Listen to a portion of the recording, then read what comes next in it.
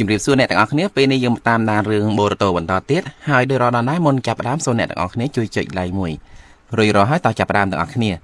សាច់រឿងចាប់ផ្ដើមពី Mitsuki ដែលកំពុងដេកយល់សប្តិដែលនៅក្នុងសុបិនរបស់គាត់ Orochimaru និងបរិសម្នាក់ទៀតដែលយើងអត់ទាន់ស្គាល់ឈ្មោះបកាយគ្នាដណ្ដើមយក Mitsuki ចង់ឲ្យ Mitsuki ដើរតាមពួកគេរៀងៗខ្លួនហើយពេលព្រឹកឡើង Mitsuki បានយករឿងដែលគាត់យល់សប្តិនោះទៅប្រាប់ Boruto ថាតាំងពីណាពីណីមកគាត់មិនដែលចេះដេកយល់សប្តិទេនេះជាលើកទី1ហើយប៉ុន្តែនៅពេលនោះ Boruto អត់សូវចាប់អារម្មណ៍ទេគាត់គិតថា Mitsuki និយាយលេងវាមិនដែរណាអាយុប៉ុណ្ណឹងហើយទៅចេះយល់សប្តិលើកទី1បន្ទាប់មកពួកគេឃើញស៊ីកាដៃហើយនិងអ៊ីណូជីនចូលមកញ៉ាំ hamburger ដែរប៉ុន្តែថ្ងៃនេះប្លែកបន្តិចនៅលើស្មារបស់អ៊ីណូជីនមានកូនមាន់មួយហើយស៊ីកាដៃបានប្រាប់ថារឿងរ៉ាវវិញជាកាលពីម្សិលមិញក្រុមទី10របស់ពួកគេមានបេសកកម្មមួយគឺគេឲ្យទៅសម្អាតត្រង់មាន់ហើយអ៊ីណូជីនក៏យកពងមាន់មួយមកលេងចៃដន្យចំពេលកូនមាន់ញាស់ហើយនៅពេលដែលវាញាស់ចេញមកវាឃើញអ៊ីណូជីនមុនគេវាស្មានតែអ៊ីណូជីននឹងឪវាអញ្ចឹងហើយទៅវាដើរតាមអ៊ីណូជីននឹងនៅពេលនោះសារដាប្រាប់ថានៅក្នុងភាសាអង់គ្លេសអាហ្នឹងគេហៅថា imprinting effect ហើយអ្នកដែលចាប់អារម្មណ៍ពាក្យនឹងជាងគេនៅពេលនោះគឺ Mitsuki ក៏សង្ស័យថាការដែលគាត់ចូលចិត្ត Boruto គឺដោយសារតែការពីគាត់ដឹងក្តីដំបូងគាត់ឃើញមុខ Boruto នៅក្នុងកណ្ដាលកាសែតមុនគេបន្ទាប់ពីញ៉ាំអីហើយពួកគេបានទៅបំពេញការងារធ្វើជាកងសន្តិសុខព្រោះថ្ងៃនេះគឺជាថ្ងៃប្រជុំរវាង Kage ទាំង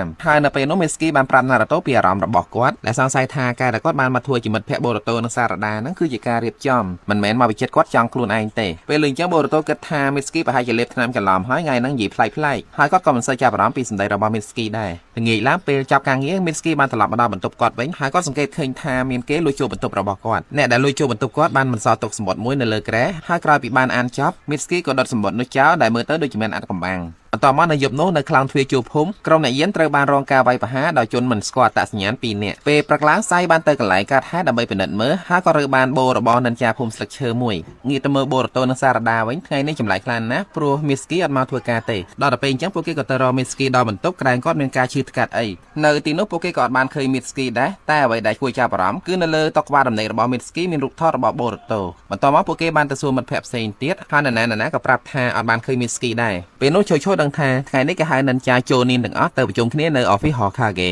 បានន័យថាច្បាស់ជាមានរឿងកើតឡើងហើយពេលដឹងអញ្ចឹង Boruto និងសារដាក៏នាំគ្នាទៅលួចស្ដាប់ការប្រជុំនៅពេលហ្នឹងពួកគេស៊ើបដឹងថាបូដែលសៃរើបានការពីព្រឹកមិញគឺជារបស់ Mitsuki ហើយតាមរយៈការ scan memory របស់អ្នកយាមដែលរងការវាយប្រហារការពីយប់មិញ Mitsuki ក៏មានវត្តមាននៅទីនោះដែរហើយគាត់បានតាមគេទៅដោយគ្មានការបង្ខិតបង្ខំទេពេលនោះពួកគេក៏បានដឹងផងដែរថា Mitsuki ហ្នឹងគឺជាកូនរបស់ Orochimaru រឿងហ្នឹង Naruto ហើយនិង Shikamaru លាក់បាំងមិនឲ្យនរណាដឹងទេព្រោះខ្លាចគេរើអាង Mitsuki បន្ទាប់ពីដឹងរឿងហ្នឹង Boruto អត់ជឿសោះថា Mitsuki ហ៊ានធ្វើអញ្ចឹងគាត់បានទៅពិនិត្យមើលកន្លែងកើតហេតុម្ដងទៀតហើយប្រទះឃើញពស់សមួយដែលជាពស់នាំសាររបស់ Mitsuki សារដែល Mitsuki ផ្ញើមក Boruto មានតែពាក្យមួយឃ្លាគឺថាវាគឺជាជំរឿសរបស់ខ្ញុំបន្ទាប់មក Boruto មិនទាន់អស់ចិត្តពី Mitsuki ក៏សម្រេចចិត្តចាក់ចេញពីភូមិដើម្បីតាមទៅសួរនាំគាត់ដោយផ្ទាល់នៅតាមផ្លូវ Boruto ក៏បានជួបជាមួយនឹងសារដាផងដែរហើយពួកគេបានសម្រេចចិត្តទៅមជ្ឈមណ្ឌលពិសោធន៍របស់ Orochimaru ដើម្បីសួរនាំព័ត៌មានបន្ថែមទាក់ទងជាមួយ Mitsuki ពេលទៅដល់ដោយសារតែទីនោះមានការយាមកាមតឹងតែងសារដាបានប្រែកាឡាទៅជា Mitsuki ដើម្បីបញ្ឆោតក្រុមអ្នកយាមឲ្យដេញតាមនាងបន្ទាប់មកពេល Boruto ចូលទៅដល់ខាងក្នុងគាត់មានការភ្ញាក់ផ្អើលខ្លាំងណាស់ព្រោះឃើញ Mitsuki ច្រើនអ្នកទៀតដែល Orochimaru កំពុងតែចិញ្ចឹមនៅក្នុងកែវ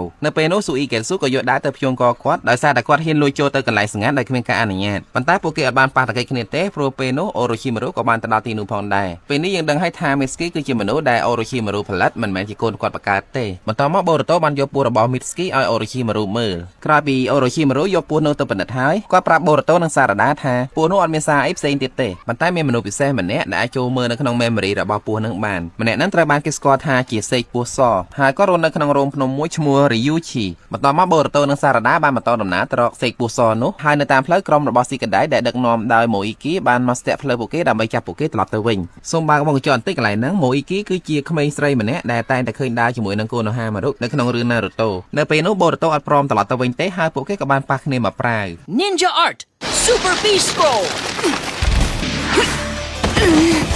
Partial expansion jutsu! Ah!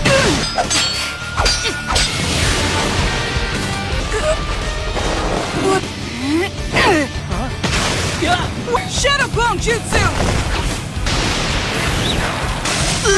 One shot! ទី ទីបំផុតស៊ីកដៃអាចប្រើក្បាច់ចាប់ស្មោចាប់បូរ៉ូតូនិងសារដាជាប់ប៉ុន្តែបន្ទាប់ពីបានឃើញពស់នាំសាររបស់មីតស្គីស៊ីកដៃក៏បានដោះលែងពួកគេហើយព្រមជួយបូរ៉ូតូទៅរកសេកពស់សជាមួយគ្នាមូលហេតុគឺដោយសារតែស៊ីកដៃក៏ចង់ដឹងដែរថាតើការប៉ັດវាយ៉ាងម៉េចការធ្វើដំណើរទៅរកសេកពស់សមិនមែនងាយស្រួលទេគឺពួកគេត្រូវឆ្លងកាត់ឧបសគ្គពី3កន្លែងដែលឧបសគ្គទាំងនោះរៀបចំឡើងដោយព្រាយពស់កូនចៅរបស់សេកពស់សតែទោះជាយ៉ាងណាទីបំផុតពួកគេអាចជួបសេកពស់សបានពេលបានជួបហើយសេកពស់សអត់ព្រមជួយបូរ៉ូតូភ្លាមទេគាត់ចង់ឲ្យក្រុមរបស់បូរ៉ូតូនឹងទៅជួយយកសកាពស់ឈ្មោះហ្គារ៉ាហ្គាឲ្យគាត់សិនទើបគាត់ព្រមជួយបន្ទាប់មកក្រុមរបស់បូរ៉ូតូបានដើរចូលទៅកន្លែងដែលពស់ហ្គារ៉ាហ្គានៅហើយនៅពេលដែលបានជួបវាញាក់សាច់ហ្គារ៉ាហ្គាគឺជាពស់ដែលធំខ្លាំងណាស់ហើយគ្រាន់តែឃើញពួកគេភ្លាមពស់នោះក៏ចាប់ផ្ដើមវាយប្រហារទៅលើពួកគេនៅពេលនោះសារដាប៊ីនឹងមានគ្រោះថ្នាក់ទៅហើយសំណាងល្អពស់អាអូដារបស់សាស្កេបានចេញមកជួយបន្ទាប់មកពួកគេបានរួមគ្នាដើម្បីចាប់ពស់ហ្គារ៉ាហ្គាដកសកាវាមិនមែនជារឿងងាយទេព្រោះសកាដែលសេកពស់សចង់បានគឺស្កាបច្រាស់ដែលនៅក្រោមចការបស់ហ្គារ៉ាហ្គាក្រោយការព្យាយាមអស់មួយរយៈបូរ៉ូតូអាចសុនហ្គារ៉ាហ្គាមករ៉ាស៊ីងកាន់ហើយស៊ីកដៃអាចចាប់ស្មោរបស់ហ្គារ៉ាហ្គាបានប៉ុន្តែនៅពេលដែលបូរ៉ូតូលោតចូលទៅដកស្ការបស់ហ្គារ៉ាហ្គ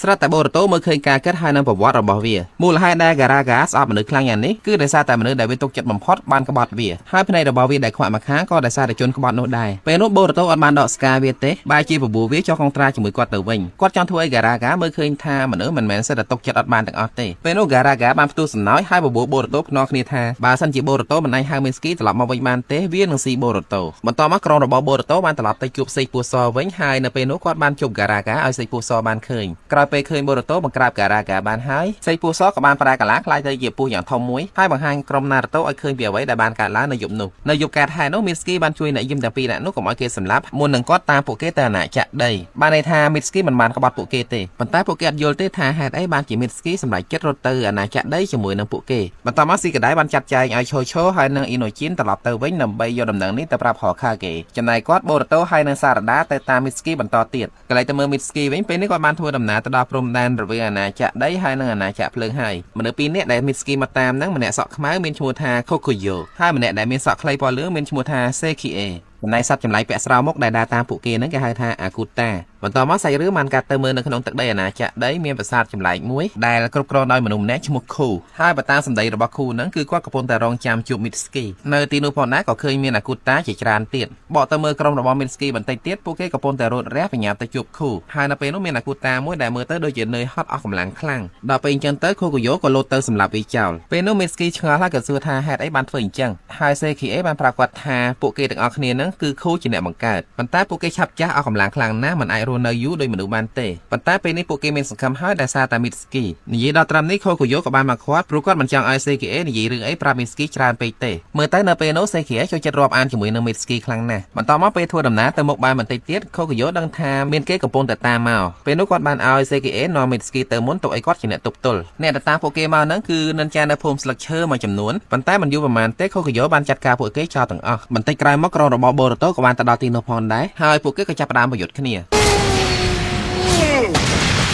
ាចាប់ផ្ដើមឡើងក្រុមរបស់បូរ៉ូតូបានរួមគ្នាចាត់ការអាគូតាចោលមួយសិនបន្ទាប់មកពួកគេចង់រួមគ្នាចាត់ការខូកូយ៉ូតាមក្រោយប៉ុន្តែខូកូយ៉ូពិតជាខ្លាំងណាស់ហើយលឿនទៀតផ្នែកសារ៉េងការបស់សារដាក៏មើលក្បាច់គាត់អត់តាន់ដែរពេលនោះសារដាប៊ីនឹងត្រូវធ្ងន់ទៅហើយតែសំណាងល្អបានឈោចូលមកជួយនាងតាន់ហើយមិនត្រឹមតែឈោទេអ៊ីណាជីនក៏ត្រឡប់មកជួយពួកគេវិញផងដែរនៅពេលនោះស៊ីកដៃបានឲ្យបូរ៉ូតូនិងសារដាទៅតាមមីតស្គីនៅទីនេះទុកឲ្យក្រុមអ៊ីណូស៊ីកាឈូគាត់ទប់ទល់យើងតាមទៅមើលមីតស្គីនិងសេគីអេមកផ្លែតសេគីអេដឹងតាមអាគូតាពីរក្បាលដែលជ្រែកដីមកប្រាប់គាត់ថាខូកូយ៉ូកំពុងតែមានអាសន្នហើយពេលហ្នឹងគាត់មានអារម្មណ៍ថាចង់ជួយមិត្តភក្តិក៏ប្រាប់ឲ្យមីតស្គីនៅនឹងសិនចំណែកគាត់ត្រឡប់ទៅជួយខូកូយ៉ូបន្តិចក្រោយមកសេគីអេក៏បានជួបគ្នាជាមួយនឹងបូរ៉ូតូនិងសារដាមុននឹងវាយគ្នាសេគីអេបានបង្ហាញឲ្យឃើញថាអាវុធដែលគាត់ប្រើគឺដីឥដ្ឋផ្ទុះហើយគាត់បានប្រាប់ត្រង់ថាគាត់មិនមែនជាមនុស្សទេគេតែងតែហៅពួកគាត់ថា fabrication ដែលប្រែថាមនុស្សសិប្បនិម្មិតបន្ទាប់មកសេគីអេបានបង្កើតឃ្មុំដីឥដ្ឋ 5-6 ហត់ទៅវាយប្រហារសារដានិងបូរ៉ូតូហើយដោយសារតែបូរ៉ូតូមិនចង់ខាត់ពេកជាមួយនឹងសេគីអេច្រើនពេកគាត់ក៏ជួបពួកហ្គារ៉ាហ្គាចេញមកជួយវាយពេលនេះសុំត្រឡប់ទៅមើលស៊ីកដៃមកផ្លែតក្រុមរបស់គាត់3នាក់ដូចជាទៅមិនរួចជាមួយនឹងខូកូយ៉ូទេហើយនៅពេលនោះពួកគេត្រូវបង្ខំចិត្តជិះសត្វហោះគេចខ្លួនសិនត្រឡប់ទៅមើលសេគីអេវិញពេលគាត់គេចផុតពីការវាយប្រហាររបស់ពួកហ្គារ៉ាហ្គារាងកាយរបស់គាត់ស្រាប់តែមានបញ្ហាអ៊ែរឺពេលនោះឃើញអាការល្អបូរ៉ូតូក៏ចង់ចូលទៅប្រហារគាត់តែមីតស្គីបានគប់កវិតកណៃមកជួយសេគីអេបន្តមកនៅពេលដែលបានឃើញមីតស្គីវិញបូរ៉ូតូពិតជាសប្បាយចិត្តខ្លាំងណាស់ប៉ុន្តែនៅពេលនោះមីតស្គីអត់ខ្វល់ជាមួយបូរ៉ូតូទេបែរទៅជាខ្វល់ខ្វាយជាមួយសេគីអេទៅវិ